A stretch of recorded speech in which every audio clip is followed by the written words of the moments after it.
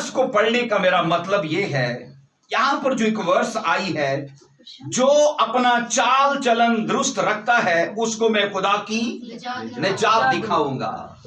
मुझे ये बताइए, हमारा चाल चलन कैसे खराब होता है? हमारा चाल चलन किस तरह से मुतासिर होता है? बाइबल मुकद्दस के अंदर आज हम इस चीज को सीखने वाले हैं। सिन मतलब गुनाह। हमारा याद रखिए किरदार, हमारा चाल चलन।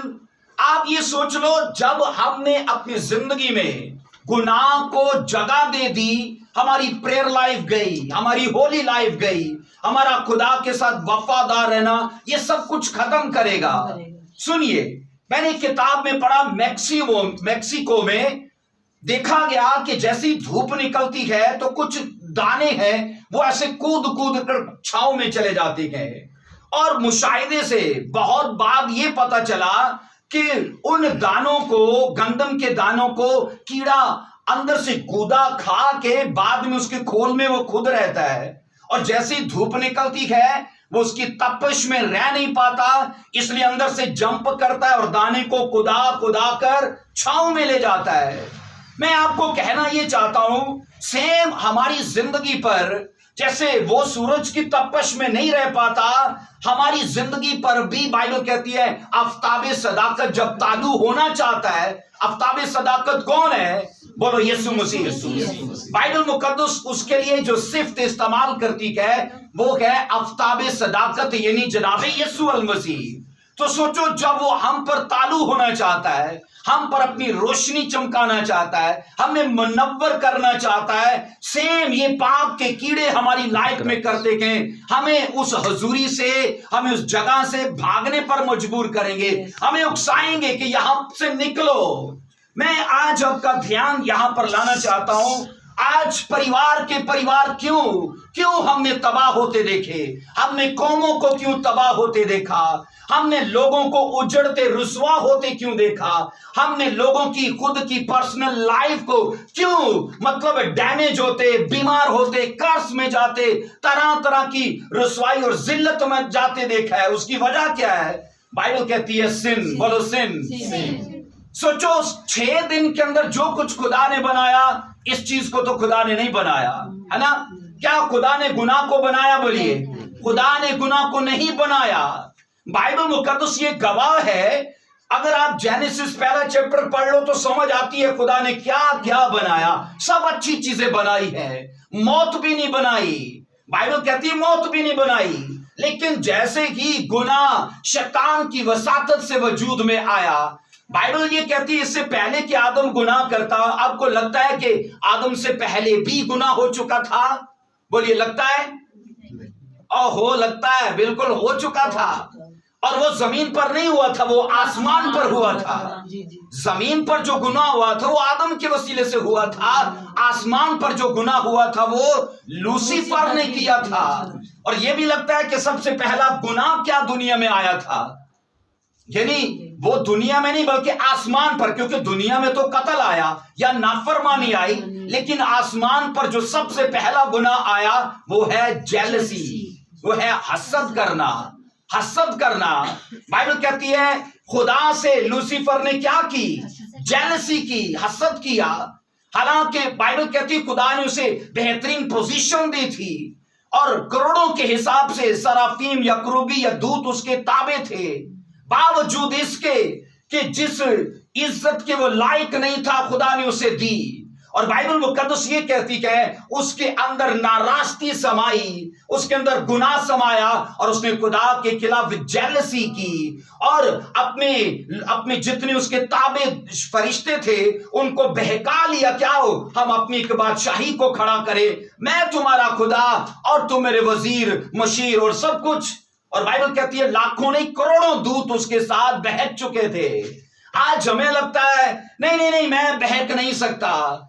हम सोचो अपने आप को इतना मजबूत समझते हैं, आजमाइश की जगह पे खुद जाके भी सोचते हैं नहीं मैं कहां ये पाप कर सकता हूं, हम फरिश्तों से अफजल हैं। बोलिए, बाइबल तो ये कहती है कि हम उनसे अफजल हैं इस वजह से कि वो सिर्फ और सिर्फ पाकीज़गी के लिए बनाए गए और उन्हें खुदा ने अपनी मर्जी में रखा, लेकिन हमें फेल मर्जी छोड़ दी, हमारे ऊपर छोड़ दिया कि अगर तुम मेरी वर्शिप करो या तुम गुनाह करो, ये तुम पर मैं छोड़ता हूं। लेकिन मैं आपको यहां बताऊं, बाइबल मुकद्दस के अंदर हम ये सीखते गए, वो फरिश्तगान जो खुदा की हजूरी में रहते वो सब बहक चुके थे और उन्होंने कहा चल हम तेरे साथ निकलते गए।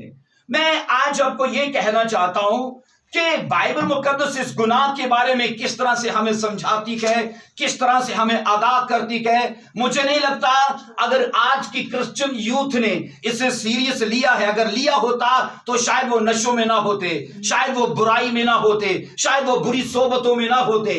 इसलिए आज का मैसेज ध्यान से सुनिएगा।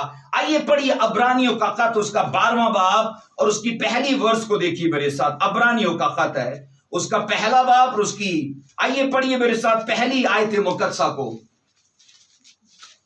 लिखा है, पास जब कोई गवाहों का ऐसा बड़ा बादल हमें घेरे हुए है, तो आओ हम भी हर एक बोझ और गुनाह को जो हमें आसानी से उलझा लेता है दूर करके उस दौड़ में दौड़ें जो हमें दरपेश है। सब बोलिए आमीन, हालेलुया।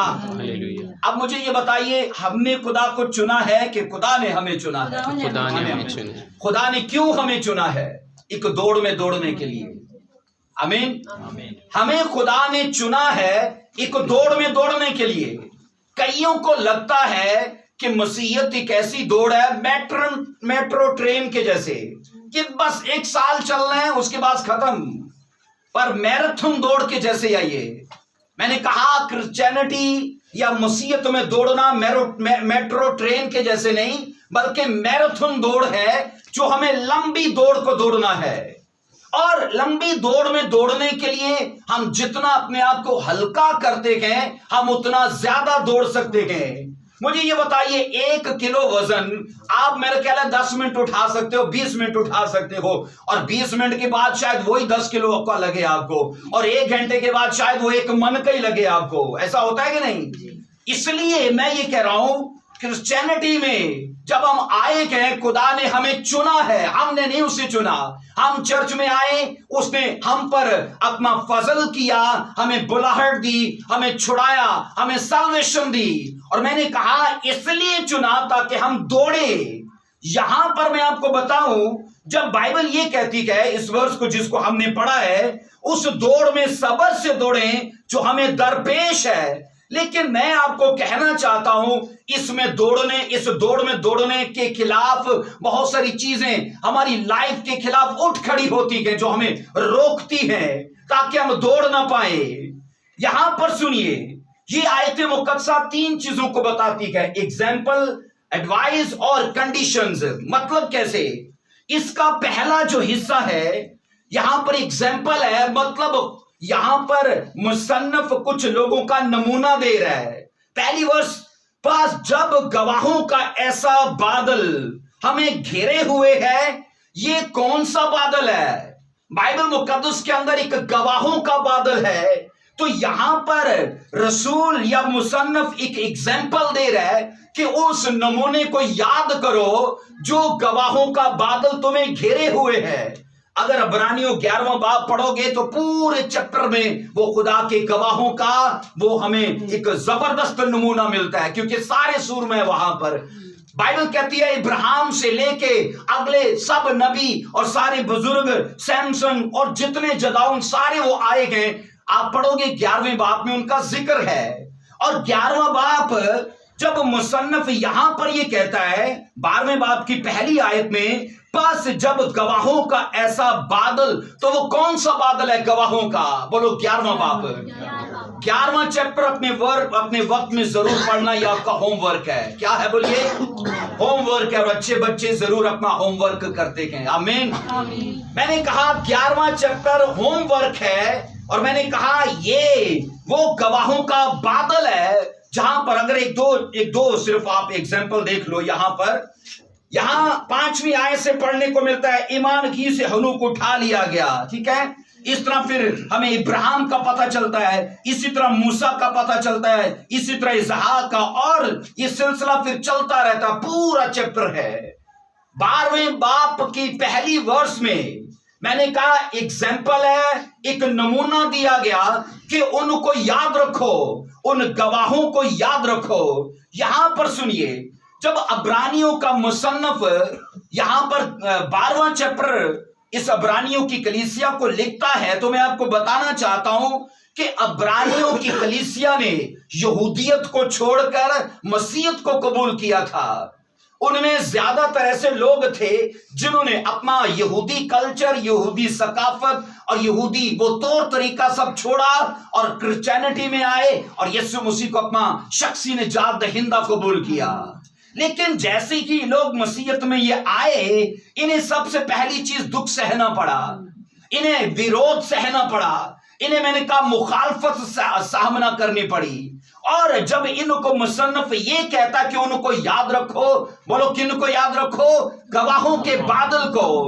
अब मुसन्नफ को ये खदशा लाहक है कि ये जो सताव सह रखे गए, ये जो दुख इन पर आ रहा है, कहीं इनके जहन में ये ना आ जाए कि हमने यहूदीइज्म को छोड़ा है इसलिए खुदा हमसे नाराज हुआ और हम पर ये दुख आने लगा। कई बार ऐसे होता है, हम में से कई ऐसे लोग सोचते हैं, ओ मैंने अगर बपतिस्मा ले लिया या मैंने मसीहत में अपना कदम रख लिया, तो जिन देवी देवताओं के लिए मैं दीवा बत्ती करता था वो तो नाराज हो जाएंगे, ये ना हो मेरे बच्चे मार दें, ये ना हो मेरा वो कर दें, ये ना हो ऐसा कर दें। ये कई ऐसे वाकयात सुनने को मिलेंगे और लोग डर के वो करते हैं। मैं आपको कहूं, यहां पर अब्रानियों की कलीसिया के लिए मुसन्नफ को यही खदशा लाहक था कि ये कहीं मसीहत में हिम्मत को ना खो दें, और वो उनको इस बारे में इनकरेज कर रहा है कि क्या करो, गवाहों के बादल को याद रखो कि वो अपनी जान देने तक वफादार रहे। बाइबल मुकद्दस ये कहती है, यहां पर मुसन्नफ उनको इसलिए कहता है कि गवाहों के बादल को याद रखो, इसलिए कि वफादारी में वो खुदा के साथ रहे, वो दुख सहने में खुदा के साथ रहे, सब्र और तहम्मुल से वो खुदा के साथ चलते रहे। इसलिए एक मैराथन दौड़ है जिसमें हम सब्र से दौड़ते हैं। ये वो दौड़ नहीं है जो 10 मिनट में खत्म हो जानी है और आपको पूरी स्पीड लगानी है, कहीं आगे निकल जाओ। मैराथन दौड़ में हमेशा जोर आखिर में लगाया जाता है, पहले नहीं लगता। ऐसा ये बोलिए, पहले तो स्लो स्लो बंदा दौड़ता है, अपना स्टेमिना पक्का करता है, बाद में जाके जोर लगाता है। इसलिए हम जिस दौड़ में दौड़ने के लिए मैंने कहा बुलाए गए हैं, बाइबल मुकद्दस ये कहती है ये एक लंबी दौड़ है और ईमान, सब्र और पाकीज़गी और खुदा के साथ वफादारी में हम चल के इस दौड़ को खत्म कर सकते हैं। बोलो आमीन, हालेलुया। इसलिए जो लोग ये सोचते हैं कि क्रिश्चियनिटी या क्रिश्चियन लाइफ एक आसान लाइफ है, वो धोखे में है। जो लोग ये समझते हैं कि मसीह तो फूलों की सेज है, वो भी धोखे पे है, क्योंकि यीशु ने तो पहला वाज या कलीसिया के अंदर प्रचार ये किया, अगर मुझे सताया तो क्या वो तुम्हें न सताएंगे। रसूलों ने भी यही तालीम दी, जितने दीनदारी की जिंदगी गुजारना चाहते हैं वो सभी सताए जाएंगे। मैं ये कहता हूं, अगर आपकी लाइफ पर दुख नहीं आया तो सवाल करो कि क्यों नहीं आया, क्योंकि अगर आप रियल क्रिश्चियन हो तो फिर वो आएगा, अगर नहीं आया तो फिर आप गलत जगह पे हो। यीशु ने साफ कहा था, मुझ हरे दरख्त को ना छोड़ा तो तुम तो डालिए, वो तुम्हारे साथ क्या कुछ ना करेंगे। आज समाज में सच्ची में जिस पर दुख आता है उस पर लोग हंसते हैं और सोचते हैं मुझ पर नहीं आया इसलिए मेरी लाइफ सही है। मैं आपको सच कहना चाहता हूं, अगर आपकी लाइफ पर दुख नहीं आया, वो दुख किसी किस्म का भी हो सकता है, गुर्बत का, बीमारी का, परेशानी का। शैतान बैरियर्स खड़े करता है, वो हमारे लिए पुल नहीं बांधता कि चलो अच्छी राह पर जा रहे हो तो दौड़ते जाओ। मैंने कहा वो रुकावटें खड़ी करता है ताकि हम अपनी दुआया लाइफ को खो दें, हम अपना बोना खो दें, हम अपने रोजे छोड़ दें, क्योंकि इन्हीं चीजों से प्रॉब्लम है। बोलो है कि नहीं? आमीन। इसलिए बाइबल मुकद्दस के अंदर ये पढ़ते हैं, यहां पर पहली वर्ष ये कहती है, अगर तुम्हें सताव सहना पड़ता है, अगर तुम्हें दुख सहने पड़ते हैं, गवाहों के बादल को क्या करो, याद रखो। और वो 11वां चैप्टर है, मैंने कहा, जहां पर सब गवाहों का जिक्र है। यहां पर दूसरी चीज है, वो एडवाइस दे रहा है। एडवाइस क्या है कि उस दौड़ में सब्र से दौड़ें, ये उसकी एडवाइस है। ये वो नसीहत कर रहा है कि कोई जल्दबाजी नहीं करनी तुम्हें। मसीहत में याद रखिए जल्दबाजी की कोई जगह नहीं है, और मसीहत में कोई कोर्स शॉर्ट कोर्स नहीं है कि आपको लगे कि एक साल में मैं सारी क्रिश्चियनिटी का मुतालिया करके बस खत्म कर दूं। ये हो ही नहीं सकता, क्योंकि जैसे जैसे हम आगे बढ़ते गए हर साल की नई किताब हमें पढ़नी पड़ती है। इसलिए तो मसीह ने कहा था रोज की रोटी के लिए दुआ करो। लोगों को लगता है ये वो रोटी है, रोटी असल में वो जीवन है, क्योंकि मसीह ये सिखाना चाहते हैं रोज तुम्हारे जीवन को एक नई प्रॉब्लम के साथ लड़ना पड़ेगा, एक नए दुख के साथ लड़ना पड़ेगा। आप ये सोचते हो पिछले साल में मेरे साथ जितने दुख थे, शुक्र है खुदा का वो खत्म हो गए हैं, पर तसल्ली में मत रहो, क्योंकि अगला चैप्टर अभी और वो ओपन करने जा रहा है जिसको हमने पढ़ना है। इस 21 के अंदर मैंने कहा सन 2020 में जितनी किताबें हम पढ़ चुके थे वो काफी नहीं है आगे बढ़ने के लिए। इसलिए 5वीं की किताब 5वीं तक तो सही है, पर 6ठी के लिए हमें फिर एक नई किताब पढ़नी पड़ती है। सेम 21 में जब हम एंटर हुए हैं तो 21 में वो 20 की किताबें काम नहीं आएंगी। 21 में हमें 21 की किताबों को पढ़ना है। बोलो आमीन। आप तैयार रहो इस साल में मुश्किलों को फेस करने के लिए, लेकिन वो मुश्किलें आपको अजर में लेकर जाएंगी। वो तकलीफें मैंने कहा आपको रिवॉर्ड देंगी, आपको हेवन का आपको पार्टनर बनाएंगी, हिस्सेदार बनाएंगी। सब बोलो आमीन, हालेलुया। तीसरी चीज है यहां पर उसने कंडीशंस का है, शराइत को बोला है, यहां पर ध्यान करेंगे। पहली चीज है एग्जाम्पल, दूसरी चीज है एडवाइस, तीसरी चीज है कंडीशंस। कंडीशंस में पहली कंडीशन है आओ हम हर एक बोझ को दूर करें। क्या करें? हर एक बोझ को दूर करें। कई लोगों की आदत है छोटी छोटी बात पर मूड बना लेना, लोड ले लेना। मुझे बताइए हम लोडर हैं कि हमें अपने आप को हल्का करना है? अगर लंबा सफर करना है तो फिर हमें अपने आप को हल्का करना पड़ेगा। कई बार ऐसे होता है, अच्छा मैं उसके घर गया, नहीं अब नहीं जाना क्योंकि उसने मुझे अच्छे बर्तनों में चाय नहीं दी, मुझे अच्छे तरीके से खुश आमदीद नहीं की, अब से मैंने उसके साथ ताल्लुक ही खत्म करना है। और ये सिलसिला मतलब बात बात पर हमें अपने ऊपर लोड लेना, बोझ लेना, ये हमारी क्रिश्चियन लाइफ को याद रखिए डिस्टर्ब कर देगा। हमें तो अपने आप को हल्का करना है। हल्का क्या? यीशु ने कहा था अगर वो तुम्हारे ऊपर लान तान करते हैं तो हल्का करना यही है कि तुम उन्हें बरकत दो। ऐसा ही है। मसीह ने कहा तुम्हारे मुंह पर कोई तमाचा मारे तो हल्का करना यही है कि दूसरा भी उसकी तरफ कर दो। ये हल्का करना नहीं है कि हम उसके खिलाफ प्लान बनाकर बैठे हैं। अच्छा तू चंड मारी, मैं सबर कर, मैं 2-4 अपने दोस्त ले आके हैं, तो ये हल्का करना नहीं है। ये क्या है? ये बोझ लेना है। और जितना बोझ लेंगे हम बीपी का हिस्सा बनेंगे, हमारा बीपी हाई रहेगा, हम और तरह की बीमारियों का हिस्सा बनेंगे। यहां पर रसूल ये कह रहा है, मुसन्नफ ये कहता है कि आओ हर एक बोझ को क्या करें? उसने कहा दूर करें। याद रखो इस दुनिया में हमारी मौजूदा जिंदगी अगर हमारे कंट्रोल में नहीं है तो फिर याद रखो बेलगाम ख्वाहिशों, बेलगाम जज्बात और बेलगाम एहसास के वो कंट्रोल में है, और कल फिर एक बड़े बोझ के नीचे हम होंगे। हो सकता है हमारी बेलगाम ख्वाहिशें कल हमें कर्जई बना दे, हो सकता है हमारी बेलगाम वो जज्बात हमें कल को किसी ट्रबल में डाल दे। इसलिए जितनी चीजें हमारी लाइफ में हमारे अख्तियार में नहीं है, बाइबल कहती है कल को वो हमारे जीवन के ऊपर एक बहुत बड़ा बोझ डालेंगी। इसलिए मसीही जिंदगी मैंने कहा चूंकि एक लंबा सफर है, इसलिए हम जितना अपने आप को लाइट रखेंगे, हल्का रखेंगे, सॉफ्ट रखेंगे, हम उतना आसानी से आगे जा सकते हैं। आमीन। इसलिए कहा अगर कोई तुम्हारे लिए बुराई करे तो अच्छाई से बदला दो, ना कि बुराई से। तो हर वो नेगेटिव रवैया हमारे अंदर भार पैदा करता है, हमारे अंदर मैंने कहा वो बोझ पैदा करता है। इसलिए उन चीजों को बाइबल ये कहती है अपने जीवन से क्या करो? दूर करो। और यहां पर सुनिए, जब हम आइए गलतियों 5:19 को मेरे साथ पढ़ लीजिए। गलतियों 5:19 को देखो मेरे साथ।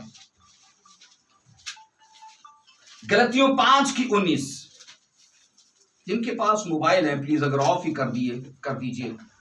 गलतियों 5:19 में यहां पर लिखा है, हर एक पाप, याद रखिए मैंने कहा उसकी ख्वाहिश रूहानी जिंदगी के लिए एक बोझ है। क्या है? रूहानी जिंदगी के लिए एक बोझ है। और ये अगर 19 से हम 21-22 तक सारा पढ़ेंगे तो बाइबल के अंदर वो सब जिस्म के कामों की लिस्ट है जो रूह के ऊपर एक भार डाल के, बर्डन डाल के रहते हैं। यहां पर ये लिखा है जिस्म के काम तो जाहिर हैं, ये रूह के काम नहीं है, याद रखिए। यानी हरामकारी, नापाकी, शहवत परस्ती, बुत परस्ती, जादूगरी, अदावतें, झगड़ा, हसद, गुस्सा, तफिरके, जुदाइयां, बिद्दतें, बोगज, नशाबाजी, नाच रंग और इनकी मानिद। क्या लिखा है? इनकी बाबत मैं तुम्हें पहले से कह देता हूं, जैसा कि पेशतर बता चुका हूं कि ऐसे काम करने वाले खुदा की बादशाही के वारिस ना होंगे। खुदा की बादशाही, मैंने कहा, एक लंबा सफर है, एक मैराथन दौड़ है। और ये काम अगर हमारी लाइफ के ऊपर कहें तो मैंने कहा एक बोझ है, हम इनको लेके चल नहीं सकते। हम इन चीजों को अपने जीवन में रख के आसमान में, उसकी बादशाही में दाखिल नहीं हो सकते। इसलिए जरूरी है, मैंने कहा बाइबल ये कहती है, यहां पर जो वर्ष हमने पढ़ी है उसने कहा साथ के तुम गवाहों के बादल को जो हमें घेरे हुए है, याद रखो, आओ हर एक बोझ को और उस गुनाह को जो हमें आसानी से उलझा लेता है। अपने पड़ोसी को देखकर बोलिए, गुनाह उलझाने वाला है, लेकिन तू चुना गया है दौड़ में दौड़ने के लिए। फिर से बोलिए, गुनाह उलझाने वाला है, लेकिन तू चुना गया है दौड़ में दौड़ने के लिए। बाइबल ये कहती है हम दौड़ में दौड़ने के लिए बुलाई नहीं गए, चुने गए हैं। और यहां पर दो चीजें हैं जो हमारी खिलाफ हैं, एक बोझ और दूसरा उलझाने वाला गुनाह। हमने बोझ के बारे में ये पढ़ा, ये सब जिस्म के काम हमारी रूह के ऊपर एक बोझ है। नशा, नाच रंग, जादूगरी, अदावतें, झगड़ा, बुग़्ज़, हसद, ये एक लंबी लिस्ट है जो हमारी रूह को मुतासिर करते हैं। और मैं आपको कहना चाहता हूं, हमारे चर्चिस के अंदर बावजूद इसके कि लोग एल्डर होंगे, बावजूद इसके कि लोग रेगुलर चर्च जाते होंगे, लेकिन साथ में झूठ, बुराई, हसद, झगड़ा, जादू टूना सब चलता होगा। ये याद रखो, हमें कहीं भी जाने नहीं देगा। ये तो चीजें हमें रोकेंगी, क्योंकि ये अगर हमारे साथ रही तो हमसे हेवन तो जरूर मिस हो जाएगा, पर नर्क नहीं होगा, हेल जरूर हमारे साथ रहेगा। बाइबल के अंदर यहां हर एक उलझाने वाला गुनाह, ये क्या है? याद रखो, हमारा मिजाज जैसा है, हमारी आदतें जैसी हैं, इनको देखकर गुनाह को हम पर हैवी होने का मौका मिलता है। इसलिए कि गुनाह, सोचो, हमारी आदतों से वाकिफ है। अगर मैं लालची नहीं हूं तो पैसा, मैं कभी उसमें फंस नहीं पाऊंगा। बाइबल ये कहती है, यहूदा अस्करियोती, सुनो, 11 के साथ चुना गया मसीह का शागिर्द होने के लिए, और बाद में उसे रसूल का लक़ब दिया। मुझे बताइए, 11 आगे चले गए, एक क्यों पीछे रह गया? इसलिए कि जो चोरी की आदत थी उसमें उलझ गया, वो उस गुनाह ने उसे इतना उलझा लिया कि वो आगे चल ही नहीं पाया। और 11 आगे निकल गए, लेकिन एक वहीं का वहीं पे रह गया। बाइबल मुकद्दस के अंदर हम मुतालिया से ये पता करते हैं कि शैतान हमसे ज्यादा वो हमें जानता है। हम इतना अपने आप को नहीं जानते जितना वो हमें जानता है। इसलिए कि हमारा तजर्बा शायद 100 साल का, 80 साल का, 50 साल का होगा, पर उसका हजारों साल का है। वो हमारे पैदा होने से पहले का है। इसलिए वो लोगों की नेचर, लोगों की आदतें, लोगों का नफ्सियात, ये सब समझता है और उसे पता है। और एक और चीज है, उसे टाइम जाया करने की आदत नहीं है कि अगर वो सोचे अच्छा चलो ये नुस्खा ट्राई कर लो, अच्छा नहीं लगा चारे में तो चलो चारा ये वाला लगा दो। कई बार ऐसे होता है, मछेरे जाते हैं मछली पकड़ने के लिए, मछली हाथ नहीं आई, दूसरा नुस्खा लगाते हैं, वो नहीं आई, तीसरा नुस्खा लगाते हैं। मैं आपको कहना चाहता हूं, उसे आदत नहीं है, वो प्रॉपर तैयारी से आता है। इसलिए कि उसे समझ है कि अगर सैमसन लड़की के चक्कर में गिरेगा तो क्या जरूरत है उसे पैसा दिखाने की। उसे पता है कि यहूदा पैसे के चक्कर में गिरेगा, तो क्या जरूरत है उसे लड़की दिखाने की। मतलब वो प्रॉपर चैनल या प्रॉपर प्रिपरेशन से आता है, उसे तैयारी का पता है, उसे ये समझ है कि मैं किसको कैसे पकड़ूंगा। अगर मुझे बताइए, जितने ये मछली पकड़ने के लिए जाते हैं, वो केचवे लेके जाते, वो उन्हें पसंद है क्यों अमजद भाई? उन्होंने बड़े चंगे लगते होने, है ना। वो केचवे जो गंडोए जिनको बोलते हैं, वो लेके जाते तो उनको पसंद है, वो उनको पसंद नहीं, क्योंकि वो मछली को पसंद है। शायद वो खुद उसको हाथ भी लगाना पसंद न करते हो। अब क्या सोच के चलते हैं, चारा उसकी मर्जी का और शिकार मेरी मर्जी का, है ना। अगर आप सोचो चलो मुझे शवारमा पसंद है और कुंडी पे शवारमा डाल दिया, चल मछली आज शवारमे पे आएगी, मेरा ख्याल है वो सूंघे भी नहीं। आप सोचो चलो अगर जैसी शिकार को जाए तो बोलेगी बिरयानी, चलो आज लेग पीस डालती हूं कुंडी पे, तो क्या होगा, शायद मछली देखे भी नहीं, है ना। इसलिए मैंने कहा शिकार अगर हमारी पसंद का है, सेम अगर इस जगह पे आप शैतान को ले लो, वो कीमती जानों का बाइबल कहती है वो शिकार करता है।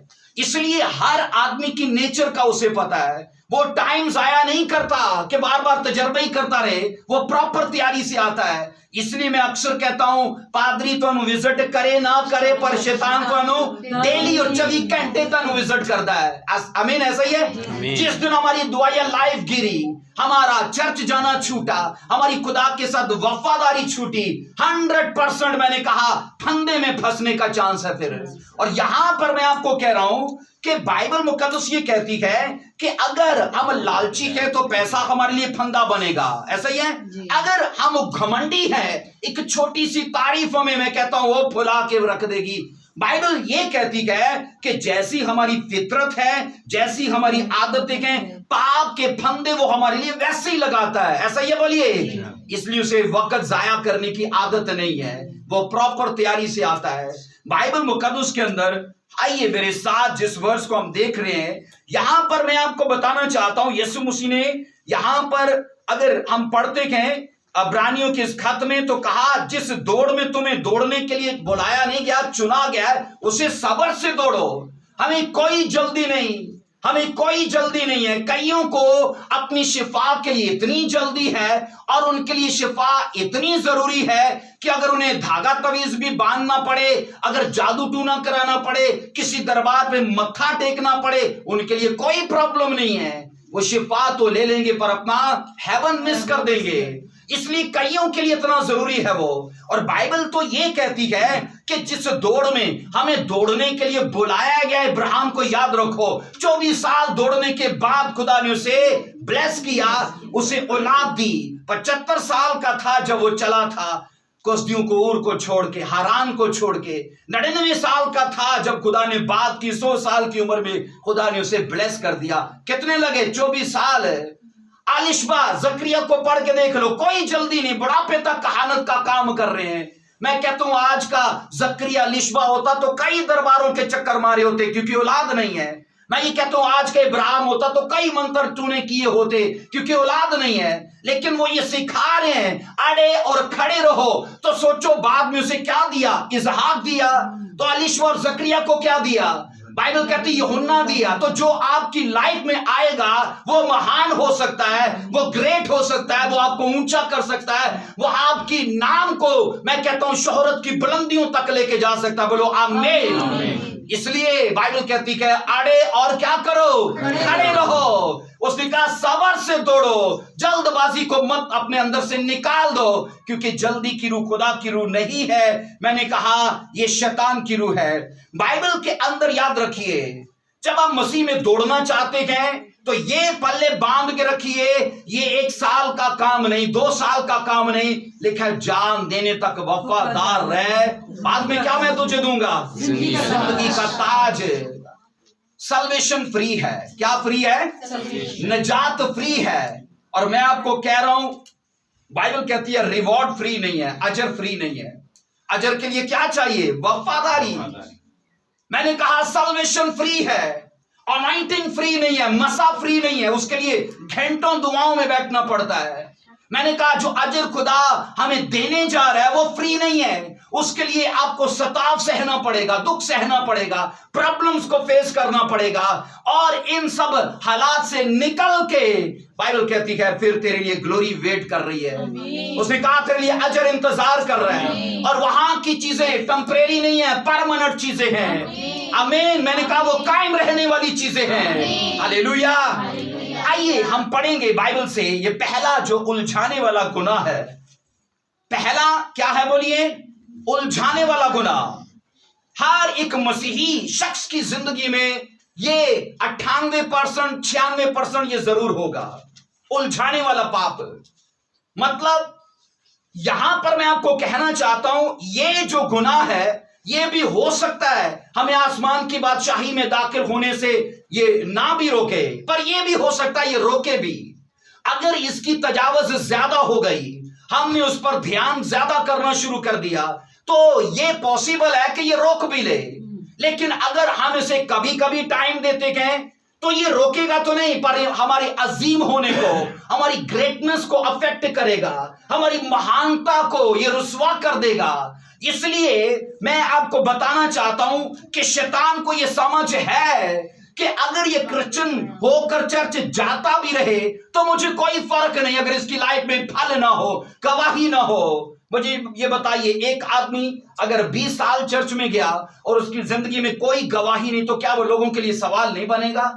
अनजान लोगों के लिए जो चर्च नहीं जाते वो बोलेंगे ला मैं भी कर्जे च ए भी कर्जे च, मैं भी बीमारी च ते ए भी बीमारी ते ए ते मेरे च फर्क की है भाई। ये दा यकी भी देंदा, बपतिस्मा भी ले लिया, तौबा भी कर ली, तो मैं तो कुछ भी नहीं कीता, तो कोई फल नहीं इसकी लाइफ में। मैं आपको बताऊं आपके फल कईयों को हिला के रखते गए, कईयों को कन्विंस करते गए जीसस क्राइस्ट के लिए। आमीन। इसलिए पर्सनल प्रूफ लाइफ में होना जरूरी है, अपनी लाइफ के अंदर गवाही का होना जरूरी है, क्योंकि जिस जगह पर हम बुलाए गए, जिस जगह पर हम ठहराए गए, आपको लगता है हमारे अंदर हमारे बाप का डीएनए है कि यीशु मसीह का डीएनए है? बोलिए। जिस्मानी एतबार से अगर हम सोचो यीशु से पैदा नहीं हुए तो फिर बाप का ही डीएनए, जिस तरह वो फेल है हम भी फेल रहेंगे, जिस तरह वो नरक में जाएगा हम भी जाएंगे। लेकिन अगर हम रूहानी तौर पर पैदा हुए हैं तो फिर बोलिए किसका डीएनए है? यीशु मसीह का। तो यीशु मसीह का डीएनए अगर उसकी बात करते हो तो सोचो वो तो पहले जीत चुका है। वो क्या है बोलिए? वो तो पहले जीत चुका है। हमें फकत आकर यहां प्रैक्टिस करनी है जीते हुए मैच में।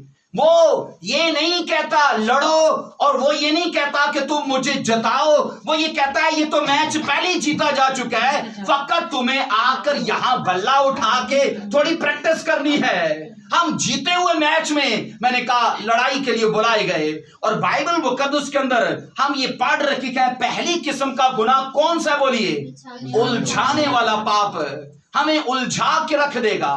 सोचो, मैंने आपसे ये कहा कि बाइबल मुकद्दस के अंदर हमें ये समझ आती है कि खुदा ने हमें चुना है, और मेट्रो ट्रेन के लिए नहीं, ऐसी दौड़ के लिए नहीं, कैसी दौड़ के लिए? मैराथन दौड़ के लिए, लंबी दौड़ के लिए। और उसमें जितना हल्का करेंगे अपने आप को उतना लंबा दौड़ पाएंगे। बोलो आमीन। इसलिए हमें जरूरी है अपने दुश्मनों को मुआफ करना, इसलिए जरूरी है जो हम पर ताने कसते हैं उन्हें मुआफ करना, उन्हें बरकत देना। जीसस जानते थे कि क्रिश्चियन लाइफ जितनी हल्की होगी उतनी ये सॉफ्ट और उतनी स्मूथ रहेगी और उतना इजी वो आगे बढ़ पाएगा। इसलिए आज हम अपनी लाइफ में क्यों फेल हैं, अपने बिजनेस अपनी जॉब में क्यों फेल हैं? क्योंकि यहां कुछ चल रहा है, अच्छा उसने मेरे साथ ऐसे किया, बस मैंने भी कुछ ऐसे ही करना है, उससे कुछ बड़ा ही सोच के बैठे हैं। और ये चीजें याद रखो हमें मुतासिर करती हैं रूहानी तौर पर। आमीन। बाइबल मुकद्दस के अंदर हम ये पढ़ रखे हैं कि ये गुनाह, मैंने कहा, हो सकता है हमें स्वर्ग जाने से ना रोके, पर यह भी हो सकता है वो रोक भी ले। आइए जेनेसिस को पढ़िए मेरे साथ, पैदाइश की किताब उसका 37 बाब उसकी 2 वर्ष को देखिए। पैदाइश की किताब उसका 37वां बाब उसकी 2 वर्ष को देखिए। 37वां बाब 37 और उसकी 2 वर्ष में लिखा है, याकूब की नस्ल का यह हाल है कि यूसुफ 17 बरस की उम्र अपने भाइयों के साथ भेड़ बकरियां चराया करता था। ये लड़का अपने बाप की बीवियों बिल्हा और जुल्फा के बेटों के साथ रहता था और वो उनके बुरे कामों की खबर अपने बाप तक पहुंचा देता था। और लिखा इस्राएल यूसुफ को अपने बेटों से सबसे ज्यादा प्यार करता था क्योंकि वो उसके बुढ़ापे का बेटा था और उसने उसे एक बूकलमून कबाब भी बनवा दी। सब बोलिए आमीन। यहां पर आप सोचो उस जमाने में जब इतने ज्यादा कलरफुल कपड़े नहीं होते थे, बाइबल कहती है यूसुफ के बाप ने याकूब ने यूसुफ को कलरफुल पोशाक पहना कर दी। और जब दूर से यूसुफ आता था, कहीं भी आता जाता था, तो ये लोगों को समझ आती थी कि ये कलरफुल जो कपड़े इसने पहने गए, इसका मतलब है कि इसका बाप इसे बहुत चाहता है। आपको क्या लगता है, यूसुफ इसलिए अपने बाप की नजर में मकबूल था कि वो अपने भाइयों की चुगलियां लगाता है? बताइए। तो आप उस बच्चे को ज्यादा प्यार करोगे फिर जो चुगलियां लगाता है? क्या हमने उसे प्यार करके उसे चुगलखोर बनाना है? हमने तो उसकी आदतों को बिगाड़ना है ऐसे करके। बाइबल मुकद्दस के अंदर हम ये पढ़ते हैं, एक जवान है जो 17 साल का है और छोटी सी उम्र में इसकी अपने 11 भाइयों से नहीं बनती। तो क्यों नहीं बनती? इसलिए कि वो 11 भाई सारे पाप में हैं। तो यूसुफ बाइबल कहती है पाप में नहीं है।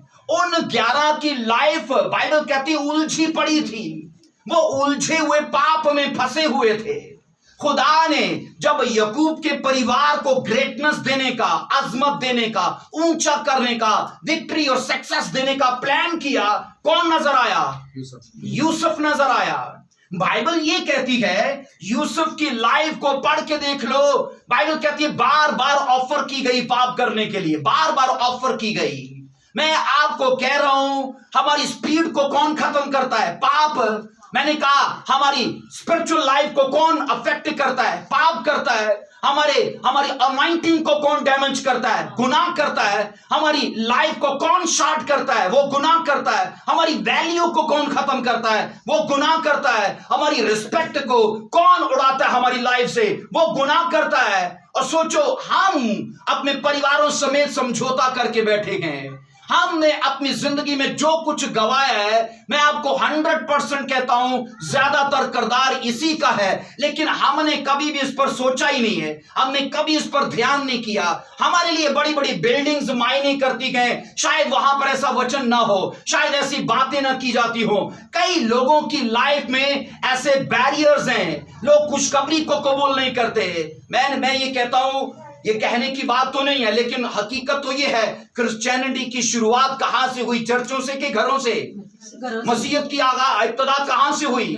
जितने बाइबल पढ़ने वाले हो आपको पता होगा, मसीहत का आगाज चर्चिस से नहीं हुआ। कहां से हुआ? घरों से हुआ। और आज बड़े बड़े पास्टर्स खड़े होके कहेंगे, और जी कराची केड़ियां दुआवां होंदियां। भाई, जिस क्रिश्चियनिटी का आप प्रचार कर रहे हो उसका तो खुद आपको नहीं पता, क्योंकि अगर पता होता तो ये समझ होती कि जिस क्रिश्चियनिटी को आप प्रचार कर रहे हो उसकी फाउंडेशन घरों से पड़ी है। आमीन, हालेलुया। सो बाइबल के अंदर हम ये पढ़ते हैं, खुदावन ने कहा कि यूसुफ जो है वो अपनी लाइफ में बहुत बढ़ चुका था। सोचो, 17 साल की उम्र में वो इतना आगे था। हम बुढ़ापे में भी वैसे नहीं है, ऐसा ही है, हम बुढ़ापे में भी वैसे नहीं है। उसको 17 साल में समझ आ चुकी थी। अपने भाइयों को कहता ये करना रवा नहीं है, वो पीना रवा नहीं है, ये देखना रवा नहीं है, ऐसा करना रवा नहीं है। एक छोटा 17 साल का बच्चा क्या गाते हैं? दसेगी सच्चाई रब दी उन्हां नूं जो जम्मणगे, जम्मे सच्चाई दसेंगे, ऐसा ही है। और बाइबल कहती है यूसुफ अपने 11 बड़े भाइयों को, और मैं ये सोचता हूं कई बार वो उसको कहते भी हो कि तू साढ़े तो पहले और तू सानू दसेगा, है ना। कई बार शायद, क्योंकि आज भी ऐसा ही होता है, छोटा सा बच्चा किसी बूढ़े बंदे को कह दे कि नहीं ये करना सही नहीं है, तो बंदा क्या बोलेगा? और तू सानू दसेगा, है आसान तेरे को सीख रहे हैं। बाइबल ये कहती है जम्मे हुए भी सच्चाई बताएंगे, क्योंकि खुदा पीढ़ियों पर नजर करता है। याद रखो, आज आप अकेले नहीं बैठे, 400 साल की नस्ल को अपने सुल्ब और अपनी कोख में लेके बैठे हो।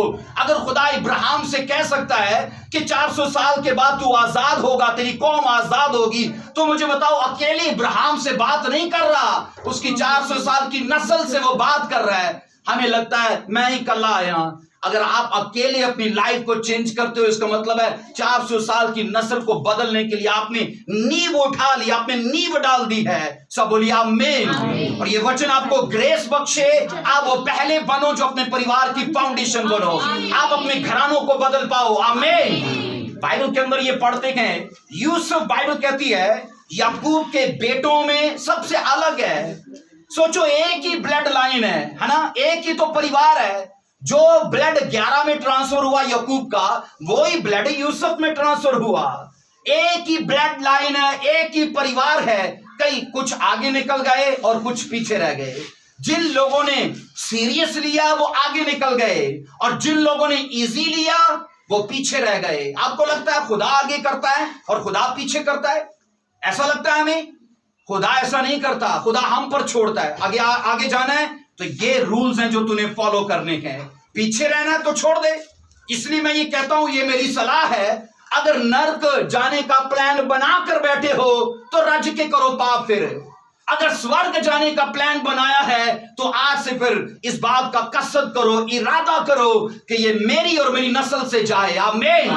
मैंने कहा, अगर इरादा करके और प्लान बना के बैठे हो कि मैं और मेरी नस्ल नर्क में ही जाएगी, तो फिर रज के करो। लेकिन अगर ये प्लान बना के बैठे हो कि मुझे और मेरे परिवार को आज से हेवन में जाना है, आसमान की बादशाही में जाना है, तो फिर समझौता छोड़ दो। आमीन। एक ही लफ्ज है बाइबल में जिसका जिक्र ही नहीं है, ना यूनानी में, ना अब्रानी में, ना अरबी में, ना फारसी में, ना उर्दू में, वो है कंप्रोमाइज। क्या है? समझौता। खुदा कभी समझौता नहीं करता। क्या नहीं करता? वो कभी समझौता नहीं करता। इसलिए मैंने कहा, एक ही परिवार है, 11 बेटे बड़े हैं, एक छोटा है। और सोचो, खुदा ने उन 11 के साथ कॉम्प्रोमाइज नहीं किया।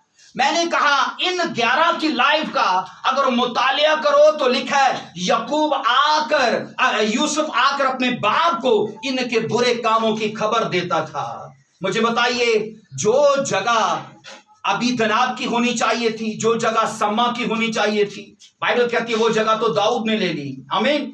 सेम ऐसा ही है, यूसुफ के बेटों में जो जगह लावी की, जो यूसुफ की, जो लावी की, शमाउन की, रोबन की होनी चाहिए, क्योंकि बड़े ऐसे ही थे, लेकिन लिखा है वो जगह किसने ले ली?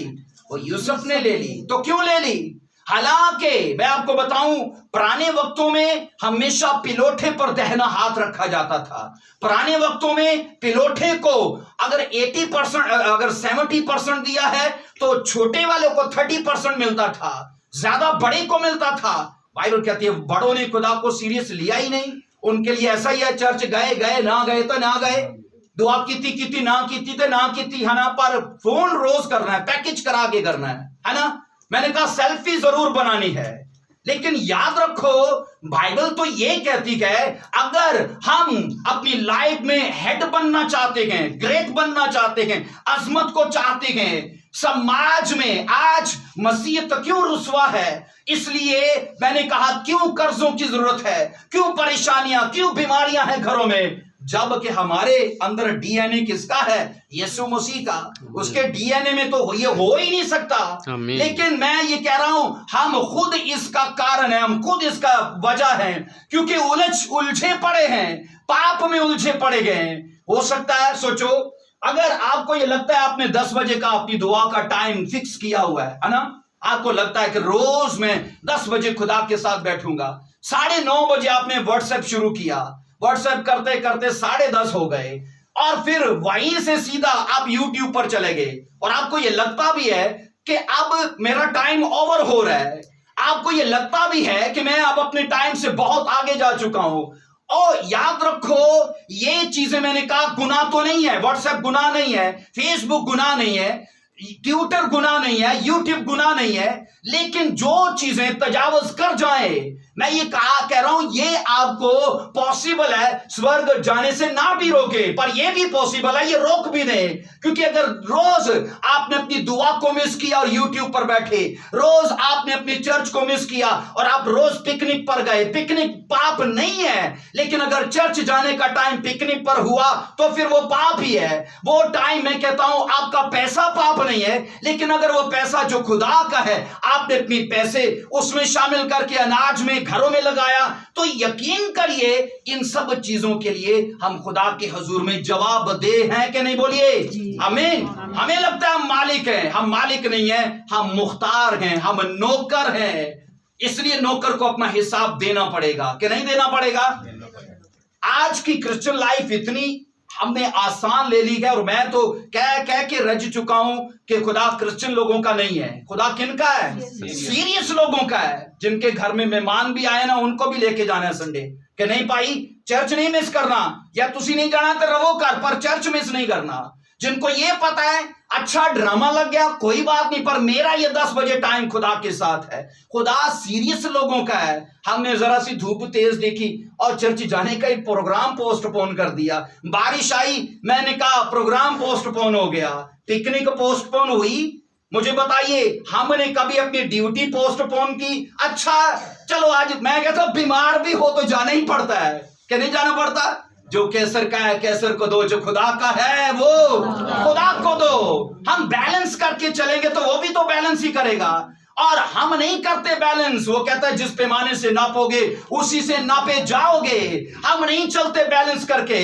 हमने रिश्तेदारियों में बैलेंस रखा हुआ है, खाला दे कार 4 दिन नहीं हो गए, नहीं आज ही जाना है कार, क्योंकि इतने दिन हो गए नहीं गए। अच्छा भैन दे कार नहीं गए इतने दिन, चलो जाना है। मैं ये कहता हूं हर रिश्तेदारी में बैलेंस। सैलरी आती है, अच्छा पांड्या लिया दा, अच्छा किराया, अच्छा बिल, स्कूल, हर चीज में बैलेंस है। खुदा के साथ तो कोई बैलेंस नहीं है। और फिर जब हम पीछे रहते हैं, फिर रोजे चलते हैं, फिर दुआएं चलती हैं, इमरजेंसी का कुछ नहीं बोलता, याद रखो, नॉर्मल हालात का बोलता है। आमीन।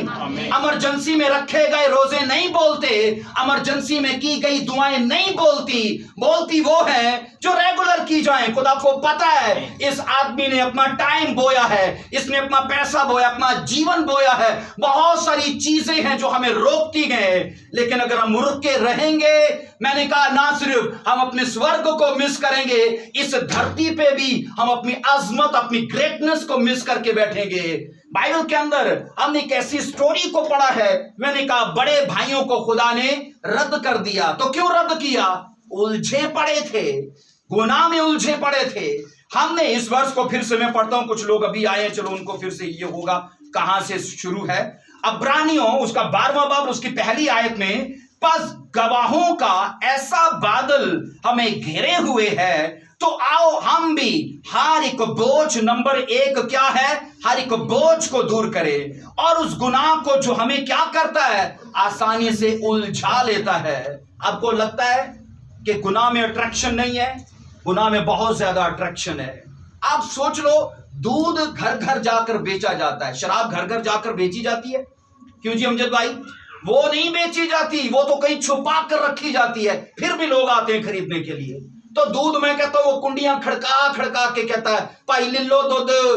अच्छाई बेचनी पड़ती है, पर पाप उसके अंदर ज्यादा अट्रैक्शन है, वो छुपाओ भी वो ज्यादा बिकेगा। इसलिए हम जिन चीजों में उलझे पड़े हैं, ऐसा ना हो कि कल एक झटका लगे और सारी नींव बह कर चली जाए।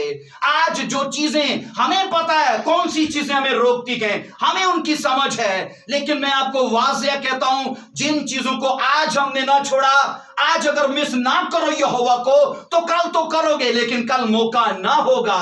बाइबल में एक ही शख्स है, कलाम खुदा में लिखा है, उसने रो रो कर भी तौबा करनी चाहिए, तो खुदा ने कहा अब मौका नहीं है। खुदा ना करे हम उस कैटेगरी में आए। वो ऐसो था, लिखा है आंसू बहा बहा कर तौबा करनी चाहिए, खुदा ने उसके लिए रास्ता और दरवाजा बंद कर दिया था। मैं बाइबल के अंदर इस चीज को आपको समझाना चाहता हूं, आपके साथ शेयर कर रहा हूं, आपका भाई होने के नाते। बाइबल ये कहती है हम क्रिश्चियन तो हो सकते हैं, ऐसा भी हो सकता है हम क्रिश्चियन हो पर असरदार क्रिश्चियन ना हो। यूसुफ के दूसरे 11 भाइयों की तरह क्रिश्चियन तो होंगे। आज एक चर्च में 2 कैटेगरीज के लोग हैं, कुछ यूसुफ जैसे और कुछ उसके भाइयों जैसे। सब चल रहा है, कोई फिक्र नहीं क्योंकि चर्च भी जा रहे हैं। सब चल रहा है, कोई फिक्र नहीं क्योंकि दायकी भी बोई जा रही है। सब चल रहा है, पर मैं आपको बता रहा हूं शुक्रगुजारियां भी नहीं मानी जाती, दुआएं भी नहीं मानी जाती, हमारा चलना भी। आपको यह ध्यान में रखना चाहिए कि अगर एक अकाउंट में हर महीने आपने 10,000 डाले और बाद में पता चला वो अकाउंट आपके नाम का था ही नहीं। 10 साल बाद पता चला वो अकाउंट आपके नाम का था ही नहीं। वो लेने वाले लेते रहे और आप गए कि चेक कैश करवाने के लिए, तो क्या पता चला वो पैसे ही कोई नहीं जीता डाले। और आप रोवोगे, हमें रोना पड़ेगा कि 10 साल में 20 साल में मैंने पाई जमा की है। इसी तरह एक स्पिरिचुअल अकाउंट है, याद रखिए। आज की दुआ, आज का चलना, आज का रोजा, हम हेवन में अपना एक अकाउंट खुलवाते गए और जितना डिपॉजिट भरा होगा उतना वो अकाउंट भरा होगा, उतना अजर बड़ा होगा।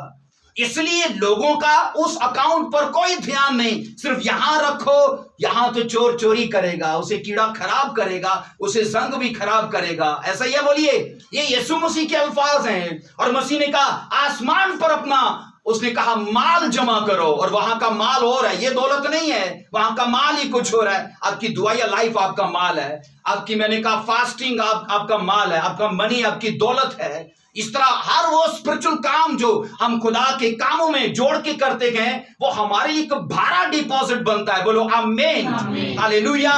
कलाम खुदा के अंदर ये पढ़ते गए, उसके 11 भाई उलझे पड़े थे। पॉसिबल है एक ही गर्लफ्रेंड हो, पॉसिबल है एक चोरी करता हो, पॉसिबल है एक ड्रिंकर हो, क्योंकि 11 की लाइफ में पाप था। और बाइबल कहती है वो सारे के सारे एक दूसरे के राजदार थे, है ना, सारे एक दूसरे के काने सी। और यूसुफ को जब आते देखते, और छुपाओ अपनी बोतल, चलो जल्दी करो, वो आ गया दस्तरन वाला, है ना। सारे एक दूसरे के और सोचो उनकी आपस में क्यों बनी हुई है। याद रखो, अगर आप अकेले भी हो मत डरो, क्योंकि खुदा आपको अकेले को लेके वो मल्टीप्लाई करने की ताकत और कुदरत रखता है। बाइबल कहती है खुदा ज्यादा, अगर आप झुंड की ख्वाहिश करते हो, भीड़ की ख्वाहिश करते हो, तो वहां आपको स्पिरिचुअल लोग नहीं मिलेंगे।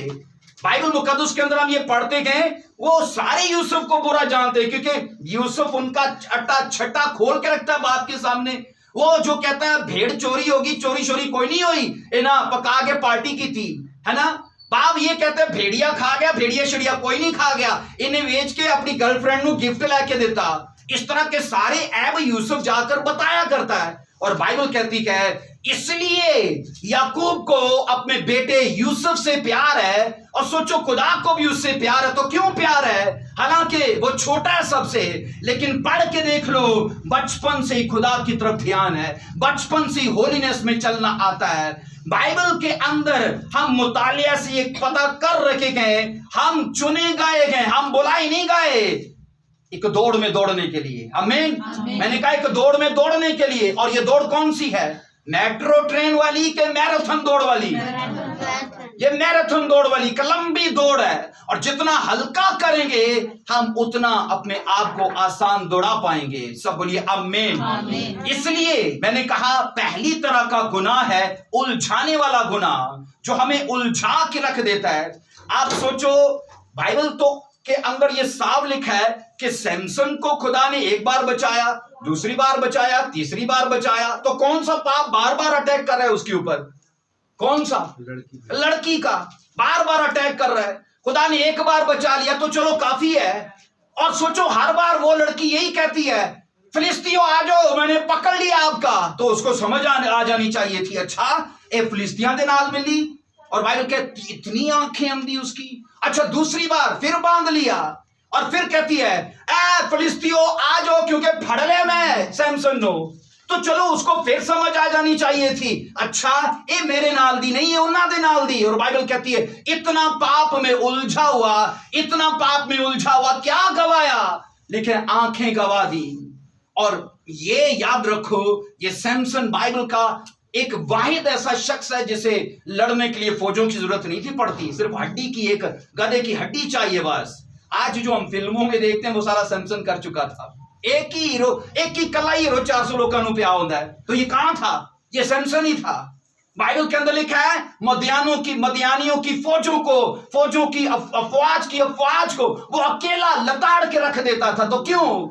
ऐसा मसा आगे ट्रांसफर नहीं हुआ, ऐसी बरकतें आगे ट्रांसफर नहीं, सब खत्म होके रह गया। इसलिए मैंने कहा हम जिन पापों में उलझे पड़े हैं, याद रखो ऐसा ना हो कि कल वो हमारे लिए फंदा बन जाए। सोचो आप एक परिंदों का ऐसा टोला उड़ के जाता है, एक खेत से और नीचे एक शिकारी ने दाने बिछाए रखे हैं। अकेले दाने ही होते हैं? क्यों जी अमजद भाई, दानों के अंदर छुपा जाल भी होता है। अब दाना उनको अट्रैक्ट करता है, उनको जाल तो दिखता नहीं। हमें यही लगता है बस ये 2-4 मिनट का मजा, ये 2-4 मिनट की लज्जत, ये तस्कीन। लेकिन मैं आपको वाज़िया कहता हूं, हम उस जाल को भूले बैठे कि जो नर्क के लिए हमारे लिए तैयार है। अगर वो परिंदे मत उस पर अट्रैक्ट हो, उस उलझाव को छोड़कर आगे चले जाए, मैं कहता हूं बचे ही रहेंगे। लेकिन दाना अट्रैक्ट करता है, चारा अट्रैक्ट करता है। इसलिए आज एक क्रिश्चियन, याद रखो, चारे पे लगा पड़ा है। उसे पता है ये कैसे गिरेगा, उसे पता है ये कैसे पाप में जाएगा। इसलिए अपनी लाइफ को बना के रखिए। सब बोलो आमीन। यीशु मसीह ने 10 बाब की 10 आयत में, यूहन्ना 10 बाब की 10 आयत में कहा, चोर नहीं आता मगर चुराने और मार डालने और हलाक करने को मैं इसलिए आया कि वो जिंदगी पाए और क्या पाए? कसरत की जिंदगी पाए। यीशु मसीह जिंदगी देने नहीं आए, यीशु मसीह जिंदगी देने नहीं आए, वो क्या देने आए? कसरत की जिंदगी देने आए। वो हमारी सोच से ज्यादा हमें देने के लिए आए। मैंने कहा मसीह खुदावंद सिर्फ जीवन की बात नहीं करते, वो कसरत के जीवन की बात करते हैं।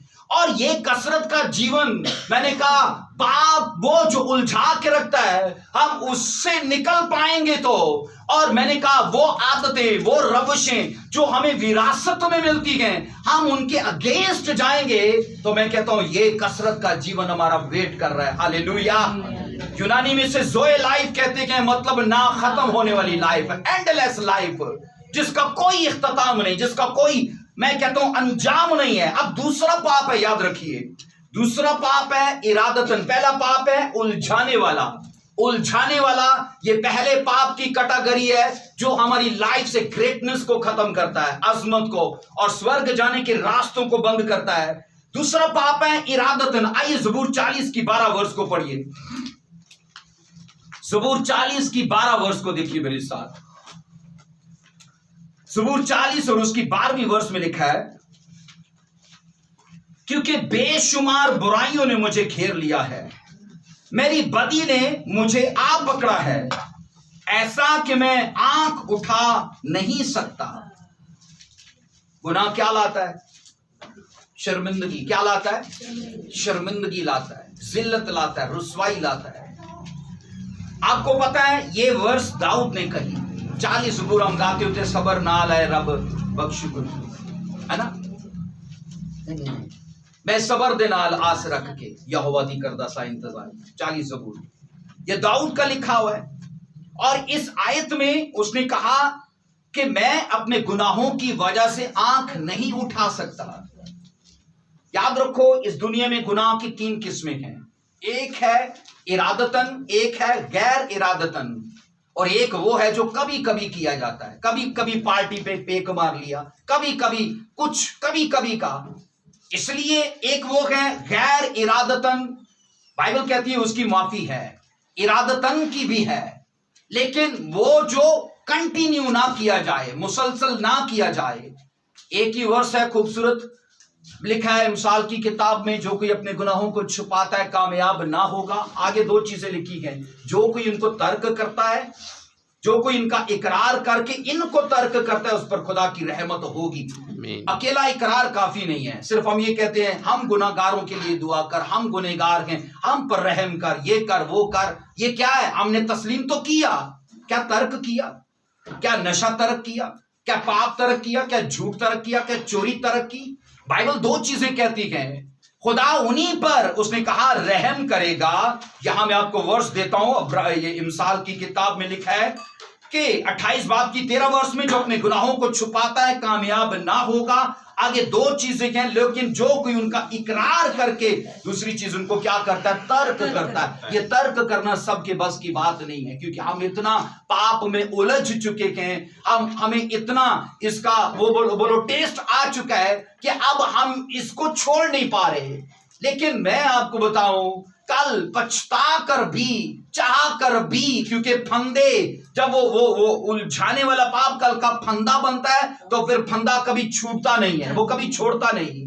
और बाइबल मुकद्दस के अंदर हम ये पढ़ रखे हैं यहां पर दूसरी किस्म का पाप है इरादतन।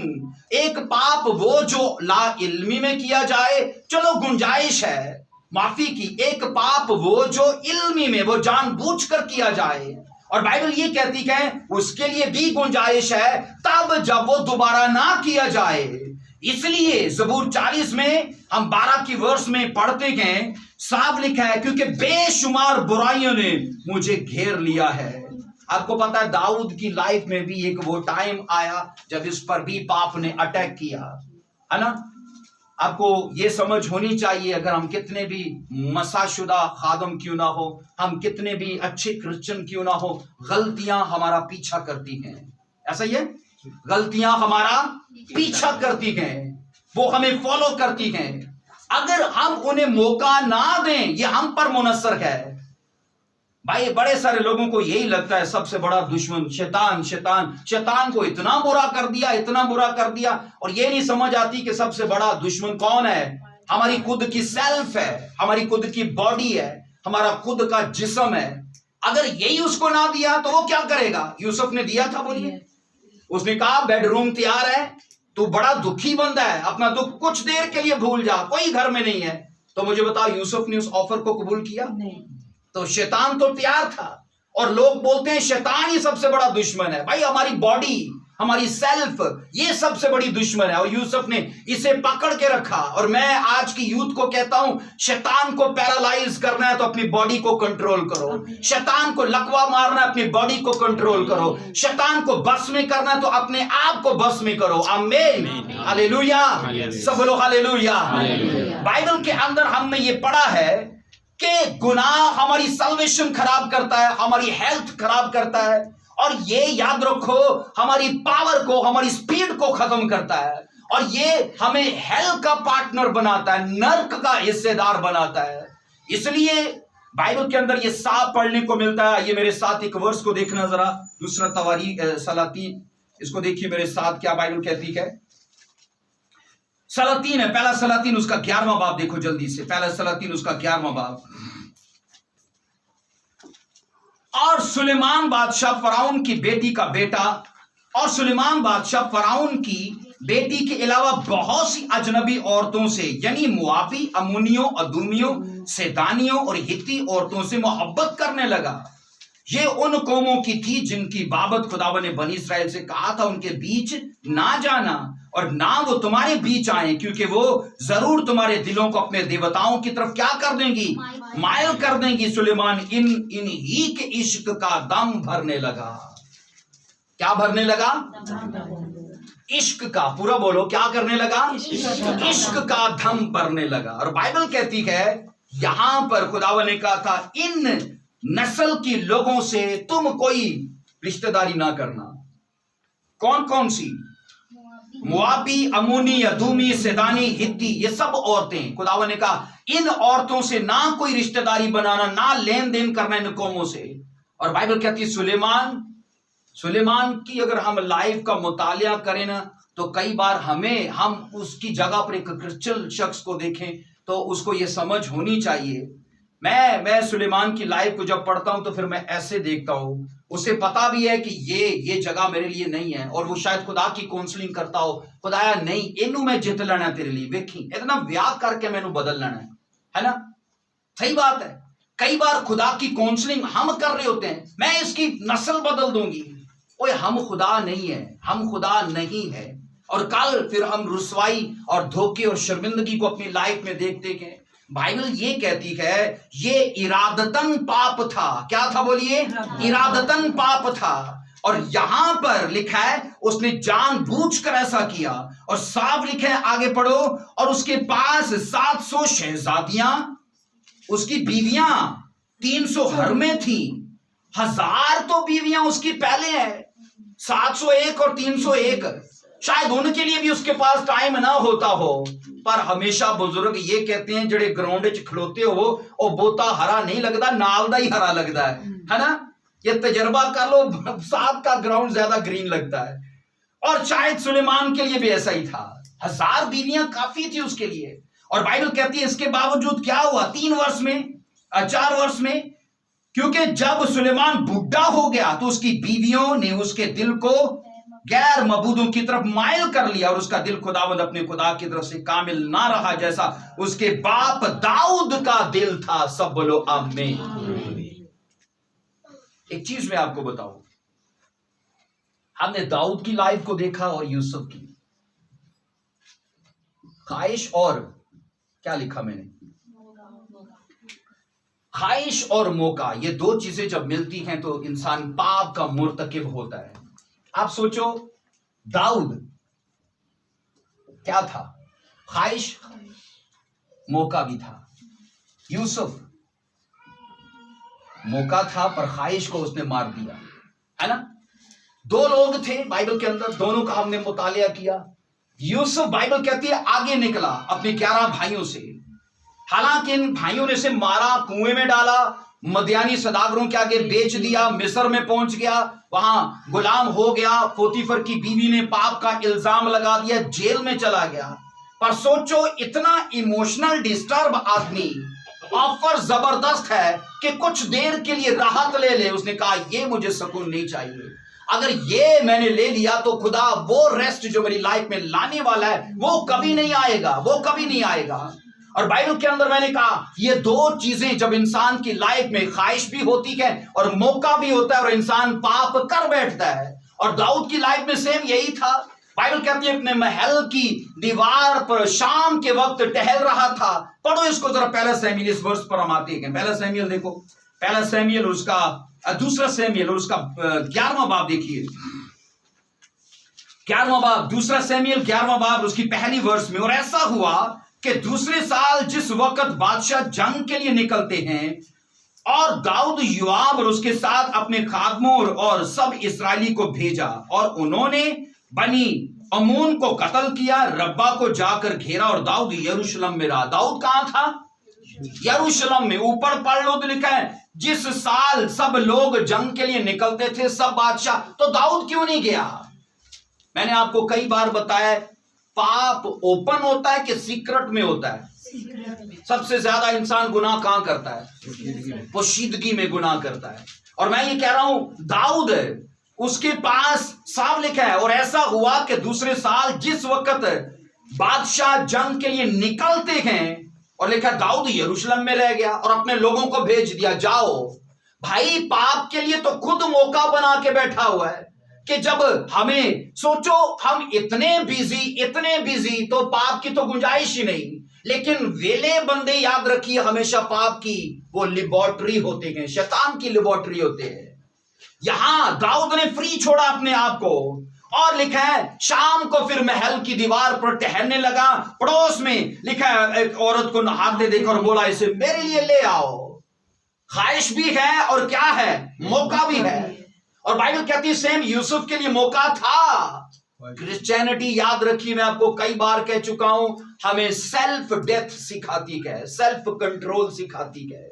अगर हम अपनी ख्वाहिशों को अभी तक काबू में नहीं कर पाए, कईयों का तो जिस्म ही उनका बॉस है, उन्होंने कभी स्पिरिट को बॉस बनने ही नहीं दिया। हमारे अंदर कॉन्शियस है कि नहीं? बोलो, ज़मीर है सबके अंदर। जब हम उसको अपना बॉस बनाते हैं ना, तो गाड़ी बिल्कुल सही। और सोच लो, जिस गाड़ी का ड्राइवर ही नहीं, तो फिर क्या होगा? फिर क्या होगा? वो बचपन में हम संडे स्कूल में गाते होते थे, जीवन गाड़ी। हाँ, छोटी छोटी जीवन गाड़ी। अगर शैतान ड्राइवर हो तो गाड़ी छट गिर जाती है। सोच लो, अगर जिस गाड़ी का ड्राइवर ना, उसका हाल क्या होगा? हमारे अंदर ज़मीर एक ड्राइवर है जो हमें चलाता है, और कईयों ने अपने आप को ही अपने ज़मीर का बॉस बना दिया है। मैं कहता हूं, वो अंधेरे में है जिनका ज़मीर डेड हो चुका है, जो मर चुके हैं। अगर अपने ज़मीर को काम करने दीजिए, वो सही सिमत पर हमें लेकर जाएगा। आमीन। बाइबल मुकद्दस के अंदर मैंने कहा, यूसुफ की लाइफ और दाऊद की लाइफ में ये फर्क था। सोचो, ये 16 साल, ये 17 साल की उम्र में इतनी फेवर पा चुका है, ये 16 साल में इतनी फेवर पा चुका है, ये आखिर तक अपनी पोजीशन को बना के रखा। लेकिन दाऊद, बाइबल कहती, जैसे उसे सब कुछ मिला तब पाप में गिर गया। पोजीशन लेना आसान है, मेंटेन रखना उसे मुश्किल है। यूसुफ की लाइफ को यही बढ़तरी हासिल है। इसकी 16 साल की उम्र थी जब मसा हुआ इसे। यूसुफ की 17 साल की उम्र थी जब उसे ख्वाब आने लगे, लेकिन ये आखिर तक बरकरार रहा। पर दाऊद लिखा जब सब कुछ उसे मिल गया, अपने पड़ोस में पाप में गिर गया। और बाइबल कहती है खुदावन ने ये कहा, रुसवाई तेरे अंदर आएगी। इस वर्ष को पढ़ लीजिए मेरे साथ, देखो 12वां बाब, उसकी हम पढ़ेंगे 9 वर्ष से। देखिए इसी की 2 शमूएल 12वां बाब, उसकी 9 वर्ष में क्या लिखा है। सो तूने क्यों खुदावन की बात को तहकीर करके उसके हुजूर बदी की। तूने हित्ती ऊरिया लिखा है को तलवार से मारा और उसकी बीवी ले ली ताकि वो तेरी बीवी बने। उसको बनी अमून की तलवार से कत्ल करवाया। अब सुनो सजा क्या है। सो अब तेरे घर से तलवार कभी अलग न होगी, क्योंकि तूने मुझे हकीर जाना और हित्ती ऊरिया की बीवी ले ली ताकि वो तेरी बीवी हो। सो खुदावन यूं फरमाता है, देख मैं शर को तेरे ही घर से तेरे खिलाफ उठाऊंगा और मैं तेरी ही बीवियों को लेकर तेरी आंखों के सामने तेरे हमसाया को दूंगा। आगे पढ़ लेना पूरे इस वर्ष को। बाइबल कहती है दाऊद ने रो रो कर माफी मांगी। खुदा ने कहा माफ कर दिया मैंने तुझे, पर ये सजा रहेगी। सोचो अगर मैंने आपसे कहा ये आग है इसमें उंगली मत डालना, है ना, और मेरे जाते ही आपने कहा चेकते करिए, आपने आग में उंगली डाली जल गई, और आपने बाद में कहा सॉरी पास्टर जी मैनू माफ करियो, मैं तुहाडे कहने के बावजूद आग च उंगली पाई, तो मैंने कहा माफ कर दिया। अब माफी से वो जलन खत्म हुई? वो नहीं खत्म हुई। माफी तो मिल गई, वो सड़न रहेगी। खुदावन ने कहा जो कलंक तूने बदी से कमाया है, जो जिल्लत रुसवाई तूने कमाई है, वो रहेगी, उसका असर रहेगा। पाप माफ कर दिया पर असर कायम रहेगा। तलवार तेरे घर में चलेगी।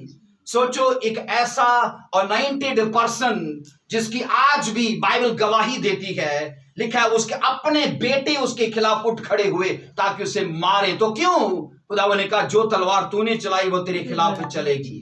इसलिए मैं आपसे कह रहा हूं, पहला पाप वो जिसमें हम उलझ जाते हैं, और दूसरा पाप वो जो हम इरादतन करते हैं। दाऊद ने इरादतन किया, यूसुफ ने बाइबल कहती है मौके पर गलबा पाया।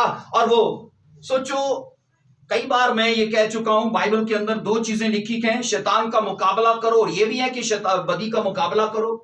क्या लिखा है? शैतान का मुकाबला करो और बदी से भागो। इंग्लिश में फॉर्निकेशन है, मतलब जनाकारी से भागो।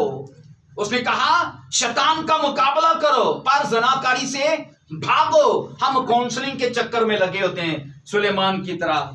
यूसुफ ने काउंसलिंग कोई नहीं की कि नहीं जेड़े काम तू कहंडी वेख होते हुण चंगे ते नहीं ना, बाइबल च ते नहीं ना लिखे। उसने कहा नहीं भाई भागने का, यहां से बदी ज्यादा डेंजरस है शैतान से। इसलिए अगर हमें यह इत्तेफाक हो बदी के अड्डों पर जाकर प्रचार करना, तो गलती पर ना जाना कभी भी। मैं कहना उन्होंने को नहीं छड़नी, पर तुसी उत्थे जरूर हिस्सेदार बने होना है ना। इसलिए बाइबल ये कहती है कभी भी बदी को प्रचार मत करो, काउंसलिंग ना करो, वहां से भागो। पर लिखा है हमेशा शैतान का मुकाबला करो। इसलिए आज की यूथ को मैं ये सलाह देना चाहता हूं, अपनी लाइफ में स्पीड बना के रखना चाहते हो, इससे किनारा करो। अपनी वैल्यू बना के रखना चाहते हो, इससे किनारा करो। अपनी रिस्पेक्ट बना के रखना चाहते हो, गुनाह से किनारा करो। अपनी पोजीशन, अपनी लाइफ को लंबा जीना चाहते हो, मैंने कहा गुनाह हर चीज को खत्म कर देता है। इसलिए बाइबल कहती है इससे किनारा करो। बोलो आमीन, हालेलुया।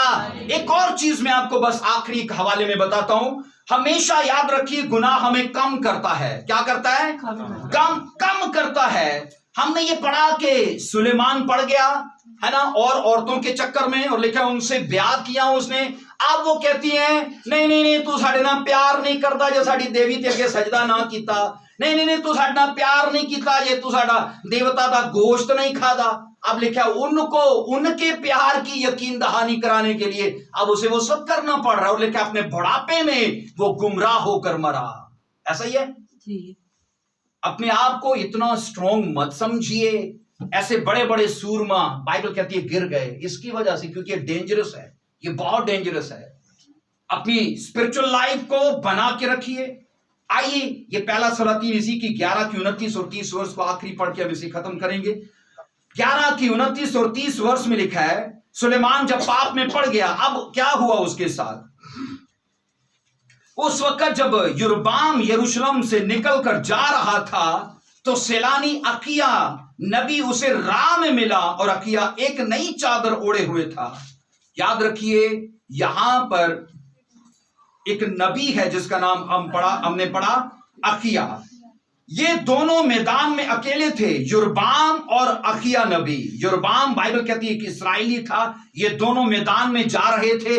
अकिया नबी ने लेकर अपनी चादर उतारी और यहां पर पढ़िए, सो अकिया ने उस नई चादर को जो उस पर थी लेकर उसके 12 टुकड़े फाड़े और उसने योरबाम से कहा, तू अपने लिए 10 टुकड़े ले ले, क्योंकि खुदावंद इस्राएल का खुदा यूं कहता है कि देख, मैंने सुलेमान के हाथ से सल्तनत छीन लूंगा, 10 कबीले तुझे दूंगा, लेकिन मेरे बंदा दाऊद की खातर और यरूशलेम यानी उस शहर की खातर जिसे मैंने बनी इस्राएल के सब कबीलों में से चुन लिया है, एक कबीला उसके पास रहेगा। सब बोलिए आमीन। बाइबल कहती है सुलेमान के लिए ये एक नबी ने आकर पेशन गोई की। लिखा है, एक आम सा शख्स मैदान से जा रहा था, खुदा ने उसे देखा, कहा ये सुलेमान से बेहतर है। नबी ने चलते चलते लिखा अपनी चादर उतारी, फाड़कर 12 टुकड़े, क्योंकि इस्राएल के 12 घराने थे, 12 टुकड़े किए और 10 उसको कहा तू उठा ले, क्योंकि इस्राएल का आने वाला टाइम का तू बादशाह होगा और ये 10 कबीले तेरे पास चले जाएंगे। लेकिन सुलेमान के पास सिर्फ एक ही कबीला रहेगा, एक का कुछ पता नहीं चलेगा कि वो किधर गया। मुझे बताइए, सुलेमान ने विरासत में क्या लिया था? कितने कबीले? 12 कबीले। लेकिन क्या हुआ? पाप में पड़ के सब चीजों को कम कर दिया। इसलिए मेरी आपसे गुजारिश है, आपसे मिन्नत है इस बारे में, अगर हमें आने वाले टाइम में अपने बच्चों के लिए, अपनी लाइफ के लिए कुछ अच्छा चाहिए तो क्या करना है? आपको ये लगता है आप सिगरेट पीते हो और आपको लगेगा आपके बच्चे नहीं पिएंगे। बाइबल तो इस बात की गवाही देती है, अगर एक फेंक मारोगे तो बच्चा उससे बड़े बोतल खत्म करेगा। क्योंकि दाऊद ने एक पाप किया था, उसके बेटे सुलेमान ने कितने पाप किए, क्योंकि सैकड़ों औरतों से दोबारा उसने ब्याह किया जिनसे मना था। इसलिए आने वाली नस्ल में रुझान ज्यादा होता है पाप करने का, जब हम पाप विरासत में छोड़ देंगे। आज ही फैसला करिए ताकि हम आसमान पर परमानेंट चीजों के लिए अपने आप को खुदा के सामने ला पाए। आमीन। आइए अपनी आंखें बंद करिए, अपने सिर को झुकाइए। Thank you lord Jesus, hallelujah. धन्यवाद उस खुदा का, hallelujah. Thank you lord Jesus. Bible कहती है पाप लाइफ में नदामत और शर्मिंदगी को लाता है। इसलिए दाऊद ने कहा, मेरी बदी ने मुझे आप पकड़ा है और मैं आंखें नहीं उठा सकता। इतनी शर्मिंदगी है लाइफ में। इसलिए कि जब हम पाप को अपनी लाइफ का हिस्सा बनाते हैं तो यकीन जानिए हम अपनी लाइफ की हर उस फजीलत को, एक्सीलेंसी को, हर तरह की ब्लेसिंग्स को खोते गए। Thank you lord Jesus, hallelujah. आइए हाथ उठाइए, अपने हाथ उठाइए और ये दुआ करिए कि जिस दौड़ में मैं दौड़ने के लिए चुना गया हूं, मैं सब्र से दौड़ूं। सब बोलिए, जिस दौड़ में दौड़ने के लिए मैं चुना गया हूं, मैं उसमें सब्र से दौड़ूं। उलझाने वाले पाप और इरादतन पाप से मैं बालातर होके अपने जीवन को अच्छे तौर पर जी पाऊं, यीशु के नाम में, आमीन, हालेलुया।